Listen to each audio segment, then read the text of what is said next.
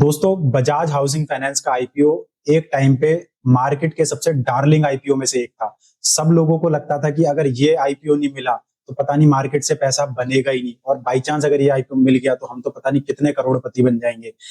और इसका IPO price जो था वो 70 था। लिस्टिंग हुई इसकी लगभग 150 के आसपास। तो ऑलमोस्ट 110% के गेन पे ये लिस्ट हुआ, और इसने जो अपना पीक बनाया दैट वाज एट 188। अब ये जो ट्रेड कर रहा है ये कर रहा है 90 के प्राइस पे। ऑलमोस्ट 50% क्रैश कर चुका है अपने टॉप से, और जो इसने बॉटम बनाया था वो बनाया था लगभग 70 के आसपास। तो दोस्तों, जो इन्वेस्टर 150, 160, 170 के प्राइस पे इस पे फंस चुके हैं, उनके मन में सबसे बड़ा सवाल ये है कि क्या इसमें और अभी खरीदना चाहिए, या इसको होल्ड करना चाहिए, या बेच के निकल जाना चाहिए। दोस्तों, अगर इसका थोड़ा वैल्यूएशन समझे, specifically price to book value, जो कि एनबीएफसी में बहुत इंपॉर्टेंट मैट्रिक होता है उसको वैल्यू करने के लिए। तो आईपीओ प्राइस पे अगर 70 पे देखें तो इसका जो प्राइस टू बुक था दैट वाज अराउंड 3.2।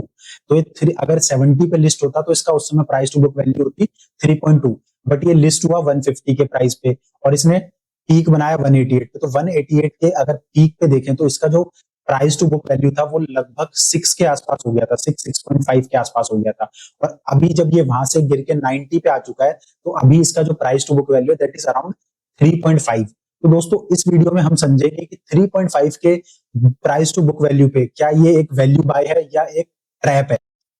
दोस्तों, इससे पहले कि हम किसी कंक्लूजन पर पहुंचे, थोड़ा इसकी फाइनेंशियल परफॉर्मेंस देख लेते हैं। तो सबसे पहले अगर एयूएम की बात करें तो FY18 में इट वाज अराउंड 3,517 करोड़, जो बढ़कर FY25 में 1,14,000 करोड़ हो गया। रफली 64% CAGR growth from FY18 to FY25, which is huge.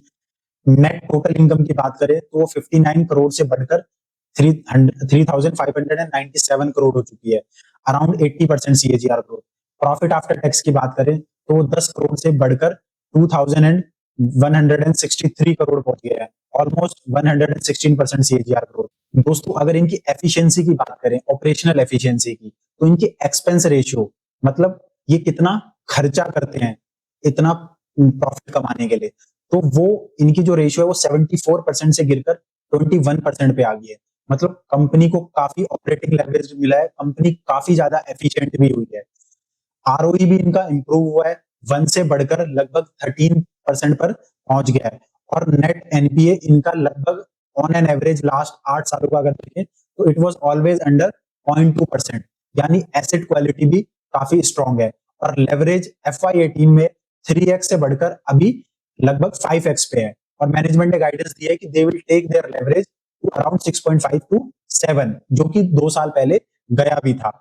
तो नंबर्स तो इनके बहुत अच्छे हैं। अब बात करते हैं क्वार्टर ऑन क्वार्टर परफॉर्मेंस की। Q3 FY25 to Q3 FY26 अगर ईयर ऑन ईयर परफॉर्मेंस की बात करें तो एसेट अंडर मैनेजमेंट 23% से बढ़ा, नेट इंटरेस्ट इनकम अराउंड 19% से बढ़ी, नेट टोटल इनकम अराउंड 24% से बढ़ी, और प्रॉफिट आफ्टर टैक्स अराउंड 21% से बढ़ा। और जो एक्सपेंस रेशियो था इनका, ऑपरेशनल एक्सपेंसेस, खर्चा 19.8% से कम होकर 19% हो गया, मतलब 0.8% से ऑपरेशनल एफिशिएंसी आई कंपनी पे। तो दोस्तों, अगर ईयर ऑन ईयर परफॉर्मेंस की बात करें तो काफी अच्छा है, और लास्ट 8 सालों की परफॉर्मेंस की भी बात करें वो भी बहुत है। लेकिन आपने एक चीज नोटिस की कि कंपनी की ग्रोथ काफी स्लो हो गई है। प्री आईपीओ जो ग्रोथ, उस समय कंपनी 100% से लगभग 80% से प्रॉफिट ग्रो हो रहा है, एयूएम 100% से ग्रो हो रहा है, बट अब ऐसा नहीं है। कंपनी लगभग 20% ग्रोथ के आसपास आ गई है, तो ग्रोथ इंजन कंपनी का काफी ज्यादा स्लो हो गया है। दोस्तों, अगर कुछ और इंपॉर्टेंट फाइनेंशियल रेशियोज की बात करें जो कि एनबीएफसी को एनालाइज करने में बहुत जरूरी होती है, वो होती है पोर्टफोलियो यील्ड। तो इनका Q3 FY24 में जो पोर्टफोलियो यील्ड थी वो 9.9% थी। Q3 FY25 में जो पोर्टफोलियो यील्ड थी वो 9.8% थी, और अभी Q3 FY26 में वो घटकर आ गई है 9.1% पे। पोर्टफोलियो यील्ड का मतलब होता है कि ऑन एन एवरेज अपने पूरे एयूएम पे, मतलब जो भी लोन इन्होंने डिस्पर्स किए हुए हैं उस पे ये कितना इंटरेस्ट रेट चार्ज कर रहे हैं। तो now currently they are charging 9.1, जो कि पहले 9.9 था, मतलब 0.8% से लगभग इनकी पोर्टफोलियो यील्ड घट गई है। जबकि कॉस्ट ऑफ फंड जो है Q3 FY24 में 7.7% थे, और अभी Q3 FY26 में 7.3% है। तो पोर्टफोलियो यील्ड 0.8% से कम हुई, जबकि कॉस्ट ऑफ फंड ओनली 0.4% से कम हुए। इसकी वजह से क्या हुआ, portfolio yield minus cost of fund, क्या आ जाता है अपने पास, ग्रोस स्प्रेड, कि कंपनी एक्चुअल में कितना मतलब नेट नेट मार्जिन कमा रही है।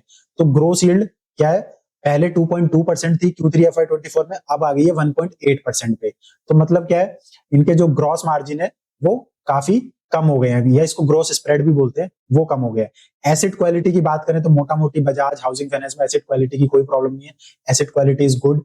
मार्जिन एंड ऑपरेटिंग एफिशिएंसी की बात करें, मतलब पहले ये इतना पैसा कमाने के लिए कितना खर्चा कर रहे थे, अब कितना कर रहे हैं।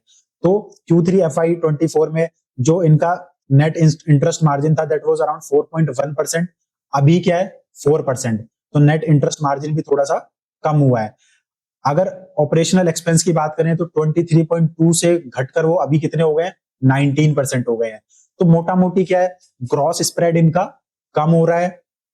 हालांकि इन्होंने खर्चों पे भी काफी कंट्रोल किया, ऑपरेशनल एक्सपेंसेस भी इनके डिक्रीजिंग ट्रेंड पे है, और लेकिन मार्जिन पे तो असर पड़ रहा है, नेट इंटरेस्ट मार्जिन भी कम हो रहा है, ग्रॉस स्प्रेड भी कम हो रहा है, तो मार्जिन पे काफी प्रेशर है। वो हम एनालाइज करेंगे कि ऐसा क्यों है। अगर रिटर्न रेशियोज की बात करें तो आरओए इनका 2.4% था Q3 FY24 में, जो कि घटकर अभी हो गया है 2.3%। तो मोटा मोटी आरए 0.1% से कम हुआ है। और अगर रिटर्न ऑन इक्विटी की बात करें तो वो 15% से घटकर अभी 12.3% पे आ गई है।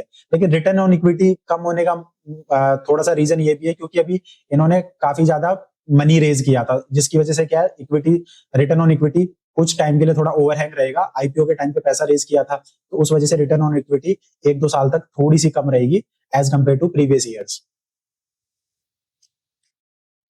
दोस्तों, सबसे इंपॉर्टेंट चीज जो कि अब मैं डिस्कस करने वाला हूं वो है मैनेजमेंट गाइडेंस, कि मैनेजमेंट बिजनेस को लेके कितना कॉन्फिडेंट है और वो क्या सोच रहा है। तो एयूएम ग्रोथ की जो गाइडेंस दी है मैनेजमेंट ने, अगले साल तुरंत नेक्स्ट ईयर की कोई गाइडेंस नहीं दी है, उन्होंने मीडियम टर्म की गाइडेंस दी है, मतलब 2 से 3 साल में, 4 साल में वो क्या करने वाले हैं। तो एयूएम ग्रोथ की जो गाइडेंस है that is around 24 to 26%, and in FY26 the guidance was 21 to 23%। So they have increase the guidance little bit, means 2 से 3% से उन्होंने एयूएम ग्रोथ की गाइडेंस को बढ़ाया है। ऑपरेशनल एक्सपेंसेस जो अभी लगभग 20-21% पे या 19% पे चल रहे हैं, उसको वो कम करेंगे, जो कि अच्छी चीज है। वो उसको 14 से 15% पे लेके आएंगे अगले 3 से 5 सालों में। ग्रॉस एनपीए जो कि बहुत इंपॉर्टेंट फैक्टर है, वो इसकी गाइडेंस उन्होंने बढ़ा दी है। हालांकि इसकी गाइडेंस ग्रॉस एनपीए जितने कम रहेंगे उतना फायदा है, but they have increase the guidance around 0.20 basis point से इन्होंने इसको बढ़ाया है। अभी जो FY26 के लिए इनकी जो गाइडेंस थी that was around 35 to 40 basis point, but अब इन्होंने इसको बढ़ा के 40 to 60 बेसिस पॉइंट कर दिया है। इसका मतलब मैनेजमेंट क्या सोच रहा है कि एनपीएज आगे चल के बढ़ेंगे। क्रेडिट कॉस्ट भी, अब जब एनपीए की गाइडेंस बढ़ाई है इन्होंने, तो क्रेडिट कॉस्ट तो ऑलरेडी बढ़ेंगे, क्योंकि मतलब they are directly proportional to each other. जितना ज्यादा क्रेडिट कॉस्ट होगा, क्रेडिट कॉस्ट क्या होता है कि जो पैसा लोग लेने के बाद लौटाते नहीं है, that is called credit cost. तो क्रेडिट कॉस्ट अभी जो FY26 के लिए जो गाइडेंस थी that was in between 15 to 20 basis point, but in management ने अब इसको बढ़ा के 20 to 25 बेसिस पॉइंट कर दिया है। प्रोविजन कवरेज रेशियो अभी 50 से 60% पे है, वो 40 से 50% पे रखेंगे। आरओए रिटर्न ऑन एसेट इन्होंने कम कर दिया है, ठीक है। करंट इनका जो रिटर्न ऑन एसेट है that is around 2.3। Now they are giving the guidance that return on asset in future will be around 2 to 2.2%, मतलब जो कि मार्केट को अच्छा नहीं लगता सुनने में। तो लेवरेज रेशियो की जो गाइडेंस इन्होंने दिया that is 7 to 8 times which is quite good, जो कि अभी इनका करंट लेवरेज कितना चल रहा है, 1.5 to 6 टाइम्स चल रहा है। तो लेवरेज थोड़ा सा ये बढ़ाएंगे विच इज क्वाइट गुड, जिससे क्या होगा, लेवरेज बढ़ाएंगे तो प्रॉफिट मार्जिन बढ़ेंगे, प्रॉफिट मार्जिन बढ़ेगा तो आरओई थोड़ा इंप्रूव होगा। तो आरओई की गाइडेंस इन्होंने अपवर्ड साइड दी है अराउंड 13 to 15%। दोस्तों देखिए, इस स्टॉक्स में अभी बहुत सारे पॉजिटिव हैं और बहुत सारे नेगेटिव हैं। पॉजिटिव क्या है, एयूएम की गाइडेंस थोड़ी बढ़ाई है, हालांकि हिस्टोरिकल एवरेजेस के मुकाबले एयूएम ग्रोथ बहुत स्लो हो गई है, लोन डिसबर्समेंट ग्रोथ काफी स्लो हो गई है। दूसरा, इन्होंने नेगेटिव्स क्या है इसमें, एनपीए की गाइडेंस बढ़ा दी है, क्रेडिट कॉस्ट की गाइडेंस बढ़ा दी है, ग्रोथ प्रॉफिट ग्रोथ की गाइडेंस स्लो कर दी है, हालांकि ऑपरेशनल एक्सपेंसेस इंप्रूव करने की बात करी है।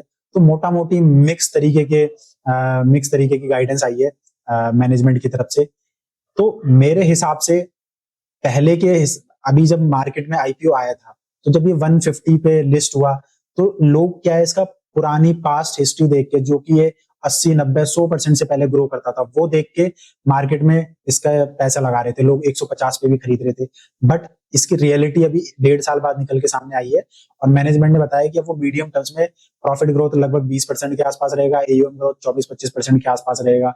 तो हमें अब असलियत नजर आ रही है। इतनी ग्रोथ के साथ 6 to 7 का प्राइस टू बुक रेशियो ये नहीं डिजर्व करता था, इसलिए वहां से काफी वैल्यूएशन करेक्ट हुआ है इसका। अभी जो है 3.5 के प्राइस टू बुक वैल्यू पे ट्रेड कर रहा है, जो कि रीजनेबल है। ऐसा नहीं है कि कंपनी में फंडामेंटली बहुत कुछ खराब हो गया है, कंपनी अच्छी है, नो डाउट। संजीव बजाज बहुत अच्छे सीईओ हैं, उनको काफी एक्सपीरियंस है, ऊपर से इनके पास इनको अच्छी कंपनी बनाने का एक्सपीरियंस है। बजाज फाइनेंस आपने देखा ही कितने अच्छे तरीके से ग्रो की, उसने कितनी वेल्थ क्रिएट करके दी अपने शेयर होल्डर्स को।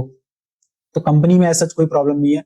बट जो लोग टॉप पे फंस गए हैं, अगर भाई तुम निकलना मतलब मेरे हिसाब से निकलना चाहते हो, तो निकलने का तो सही टाइम है नहीं।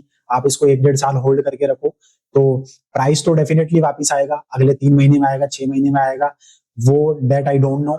बट एज सच कंपनी में कोई प्रॉब्लम नहीं है। करंट वैल्यूएशन पे लेना चाहिए या नहीं लेना चाहिए, तो मेरे हिसाब से अभी काफी रीजनेबल वैल्यूएशन पे है। बट कुछ और 1-2 एनबीएफसी मार्केट में अवेलेबल हैं, जो इससे फास्ट पेस से ग्रो कर रहे हैं और इससे कम वैल्यूएशन पे ट्रेड कर रहे हैं। ऑल्दो बजाज हाउसिंग फाइनेंस को हमेशा थोड़ा बाकी एनबीएफसी के मुकाबले थोड़ा सा प्रीमियम वैल्यूएशन मिलेगा, क्योंकि बजाज ग्रुप की कंपनी है ना भाई, ठीक है। इनका ट्रैक रिकॉर्ड अच्छा है बजाज फाइनेंस के वजह से, तो थोड़ा सा तो प्रीमियम मिलेगा। बट इतना प्रीमियम भी देना नहीं बनता कि ग्रोथ भी उनसे कम है और हम प्रीमियम 30-40-50% एक्स्ट्रा दे दें। तो मुझे और 2 कंपनी काफी अच्छी लगती है, जैसे एप्टस वैल्यू हो गया, होम फर्स्ट फाइनेंस हो गया। They are also growing at a very decent pace and trading at a lower valuation than Bajaj housing Finance. तो दोस्तों आप देख सकते हो, ठीक है। और अगर थोड़ा सा और प्राइस में करेक्शन आ जाए या प्रॉफिट 20% बढ़ जाए और प्राइस लगभग सेम रहे, तो प्राइस टू बुक वैल्यू 3 के आसपास आ जाएगा। So that will be a good buy. और अगर अभी भी लोग कुछ खरीदना चाहते हैं कि नहीं भाई बजाज हाउसिंग में पैसा लगाना है, तो स्टैगर्ड फॉर्म में पैसा लगाइए। और जो टॉप पे फंसे हुए हैं वो वेट करिए, वेट एंड वॉच वाला सवाल है आप लोगों के लिए। तो इसलिए मैं कहता हूं दोस्तों, कोई भी आईपीओ आ रहा है उसमें तुरंत पैसे मत लगाओ, उसको 1-1.5 साल मार्केट में पहले टेस्ट होने दो। क्योंकि आईपीओ से पहले की कहानी और आईपीओ के बाद की कहानी, जब एक्चुअली वो मार्केट में लिस्ट हो जाता है, बहुत अलग होती है। आईपीओ से पहले कंपनियां 50% 60% की ग्रोथ बहुत आसानी से दिखाती हैं, बट जब थोड़ा सा साइज बढ़ जाता है और वो मार्केट में आती है, शेयर मार्केट में, एक्चुअली उनकी ग्रोथ स्लो हो जाती है। तो 1-1.5 साल कंपनी को देखिए, तुरंत उस पर नाम देख के एंट्री मत कीजिए। और वैल्यूएशन का बहुत ध्यान रखिए। अगर आप अच्छा स्टॉक गलत वैल्यूएशन पे खरीदेंगे ना, तो रिटर्न नहीं बनेगा। और बहुत मीडियोकर स्टॉक भी अगर आप बहुत सस्ती वैल्यूएशन पे खरीदेंगे, तो उसमें भी आप पैसा बना जाएंगे। तो आपको हमेशा growth at reasonable price chase करना चाहिए, which I chase. Personally I am not invested in Bajaj housing finance, I am invested in some other company, जिनका मैंने अभी नाम लिया, उसमें से एक कंपनी मेरे पास है। एंड आई फील कि वहां पे वैल्यू ज्यादा है। But as such Bajaj Finance कोई बहुत खराब स्टॉक नहीं है। चलिए दोस्तों, वीडियो अच्छी लगी तो प्लीज लाइक कीजिए, शेयर कीजिए और सब्सक्राइब कीजिए। और नेक्स्ट आप कौन सी एनबीएफसी का एनालिसिस करवाना चाहते हैं, प्लीज कमेंट में लिखिए और फिर हम उसकी बात करेंगे। जय हिंद, जय भारत।